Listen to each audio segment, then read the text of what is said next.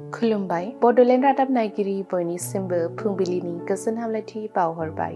दिनै 25 जुन 2025 इं मायथाइनि सानसेनि फान्जामुथियाव थानाय राशिफोरखौ फरायथिनो लाबाय। मेष राशि समाज साननायनि बेरेखा खारगोन। साननायफोरा जाफुङैयाव गोसोआ बायनो हागौ। गोसोखौ गोरा खालामना सोलिनाया गोनां। वृष राशि बेफार फालांगियाव खहा जागोन। गुबुननि गोसा बाथ्रा खोनासंनांगोन। गोसोखौ गोरा खालामनांगोन। मिथुन राशि साना गोदान हाबा एबा फालांगियाव आखाइ होनो थाखाय गाहाम। लोगोसेनो गावनि सावस्रिनि सायावबो नोजोर होनांगोन। कर्कट राशि हारसिङै दावबायैनो साना बारलांगोन। देहायाव सानाय सुनाय सिखारनो हागौ। फाहामगिरिनि बोसोन मानिनाया गोनां। सिंह राशि गोजान थावनियाव थांनानै सोलोंथाइ लानो खाबु मोनगोन। थांखिखौ जाफुंसारहोनो हाबा मावनो हागोन। कन्या राशि गोरोन्थिफोरनि साजा सैनांगोन। न'खराव गिदिर फुजा होनांगोन। इसोर सिबिनांगोन। तुला राशि न'खरनि रांखान्थियारि थासारिया गोग्लैसोगोन।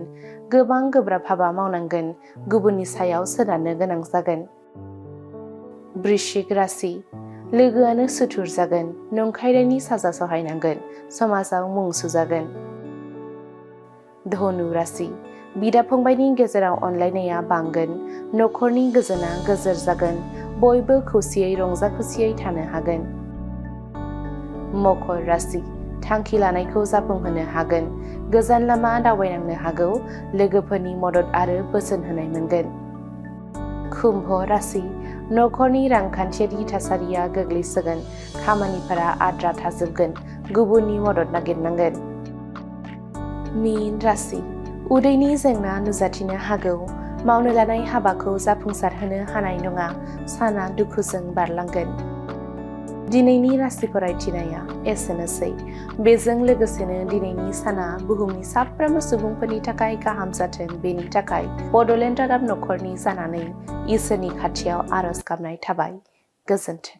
ब्रह्मानन्द ITI क'क्राझारआ गासै मोनबा भकेशनेल कर्स लानानै फैदों आरो बे मोनबा भकेशनेल कर्सफोरा जादों electrician course 2 years course, stenography 1 year course, COPA computer operating and programming assistant 1 year course, beauty and wellness 1 year course, sewing technology 1 year course. Beauty and wellness आरो सिविं टेक्न'लजियाव नोंथाङा बेसेन नाङै मुं थिसननो हागोन। ब्रह्मानन्द ITI क'क्राझाराव हाइलि क्वालिफाइड फेकाल्टिस दं आरो 100% जब एसिस्टेन्ट। बेजों लोगोसेनो बेयाव फ्लेक्सिबल क्लास टाइमिंनि खाबुबो दङ।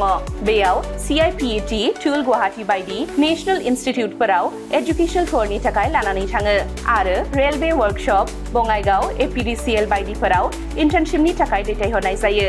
आबुङै मिथिनो थाखाय ब्रह्मानन्द ITI क'क्राझाराव थांनानै एबा 9101325849 एबा 86386 83243 मबाइल नाम्बाराव कल खालामनानै सोलाद लानो हागोन।